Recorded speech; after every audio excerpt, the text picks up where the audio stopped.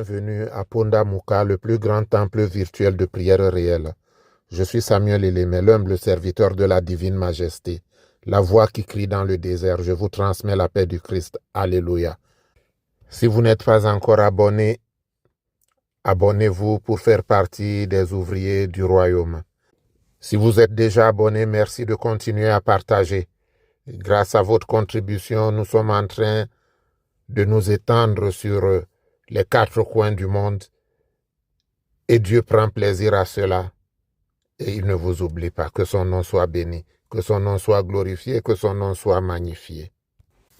Je voudrais commencer cette méditation par une citation de Rabbi Israël Baal Shem, fondateur du hassidisme, qui disait « L'être doit méditer sans relâche sur la présence divine. Il ne saurait y avoir dans son esprit nulle autre pensée que l'amour de Dieu et la volonté de s'attacher à la présence divine.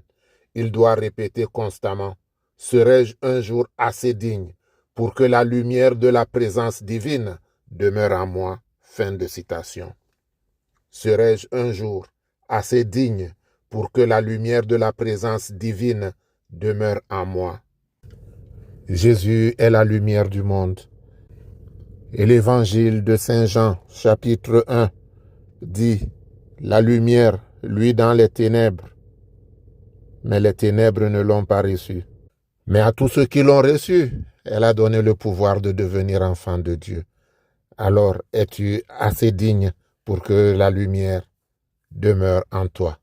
Ou bien tu lis la Bible de temps en temps au passage, tu as une citation, même celle-là tu la connais, mais sans l'approfondir, sans savoir ce que ça veut véritablement dire, parce que tu n'as pas pris le temps de méditer sur cette parole. La lumière, lui, dans les ténèbres, mais les ténèbres ne l'ont pas reçue.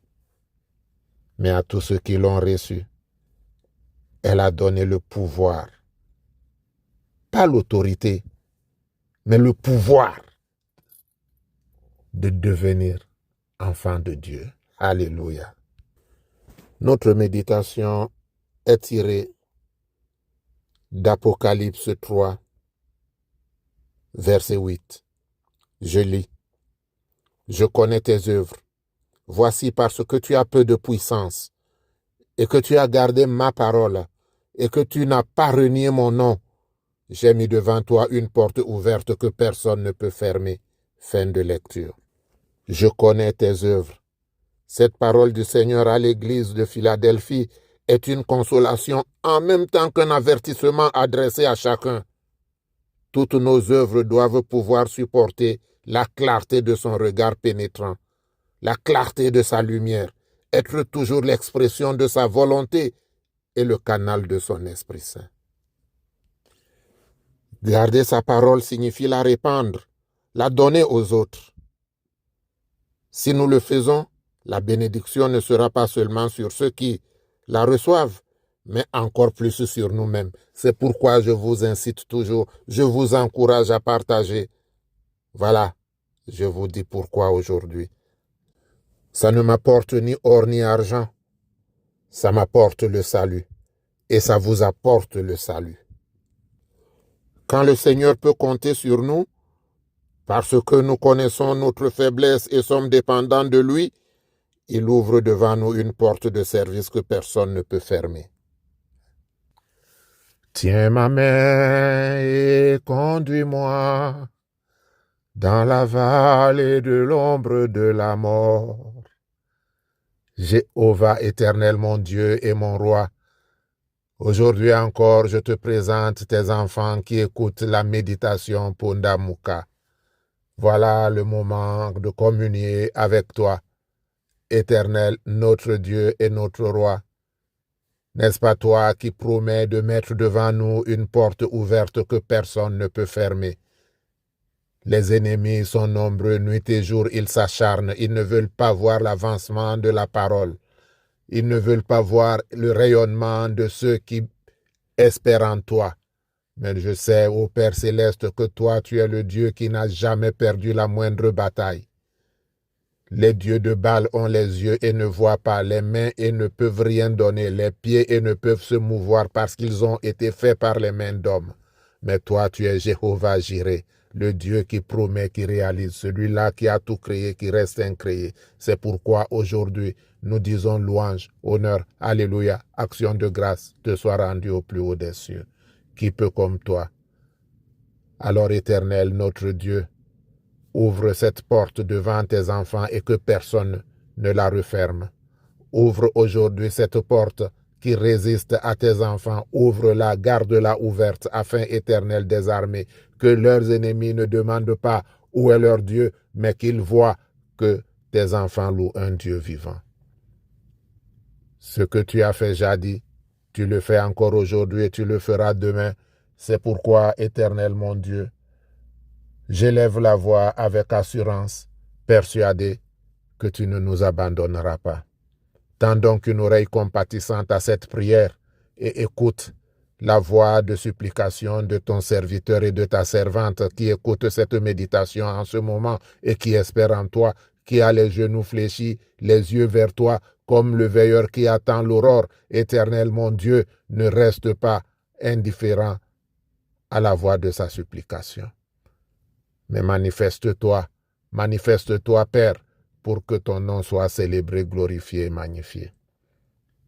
Nous te louons, nous t'exaltons. Nous savons que tu es digne de recevoir la louange. Ô Père céleste, celle-là qui attend la joie de l'enfantement, aujourd'hui encore je te la confie, quel que soit l'endroit où elle se trouve. Éternel mon Dieu, sanctifie ses entrailles et manifeste-toi puissamment pour qu'à pareil moment l'année prochaine, elle puisse témoigner que toi tu l'as fait pour elle. Celui-là, Éternel mon Dieu, mon roi, qui est en train de répondre à une convocation, il se rend au commissariat et il a peur. Il a peur parce qu'il sait qu'il a raison, mais oh, celui-là qui le traîne au commissariat a déjà donné l'argent aux policiers. Éternel, je te le confie. Fais éclater sa justice. Fais éclater ta gloire et permets que ton enfant retourne chez lui libre parce que tu es Dieu vivant, tu es Dieu de justice, tu es Dieu de vérité. Alors Père, rends gloire à ta gloire et sors ton enfant de cette situation. Que l'ange qui avait sorti Pierre et Silas de prison soit avec ton enfant pour le ramener sain et sauf chez lui. Éternel, bénis ton nom au milieu de ton peuple. Amen. Bien-aimés, c'est le moment de prendre votre bouteille d'eau.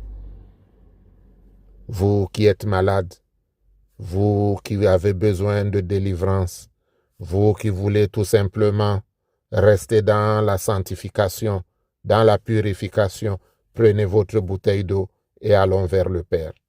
Kwembadia adi kom la hamlandolo, wamene kwembadia nasia dengea. Dieu d'Abraham, d'Isaac, de Jacob, Père céleste, que cette eau devienne l'eau et le sang coulé des 5 plaies du Christ sur la croix, afin que, Éternel, par le sacrifice de ton enfant, nous soyons justifiés, que par le sacrifice de ton Fils bien-aimé, nous ayons la délivrance, que par le sacrifice de ton Fils bien-aimé, nous ayons la guérison miraculeuse. Tu es Dieu dans les cieux. Qui peut aller contre ta volonté? Les médecins soignent, toi tu guéris. Alors Père, opère maintenant le miracle que ton enfant attend. Transforme cette eau pour sa guérison, transforme cette eau pour sa délivrance, transforme cette eau pour sa victoire, afin, Éternel notre Dieu, que guéri, délivré, ils viennent devant toi avec des pas de danse, des chants de joie, reconnaître que toi, tu l'as fait pour eux. Bénis ton nom au milieu de ton peuple, au nom de Jésus-Christ. Amen. Que l'Éternel te bénisse et qu'il te garde. Que l'Éternel fasse luire sa face sur toi et qu'il te donne la paix. Notre Père qui es aux cieux, que ton nom soit sanctifié, que ton règne vienne, que ta volonté soit faite sur la terre comme au ciel. Donne-nous aujourd'hui notre pain de ce jour. Pardonne-nous nos offenses comme nous pardonnons aussi à ceux qui nous ont offensés. Ne nous laisse pas entrer en tentation, mais délivre-nous du mal, car c'est à toi qu'appartiennent le règne, la puissance, la gloire, pour les siècles des siècles. Amen.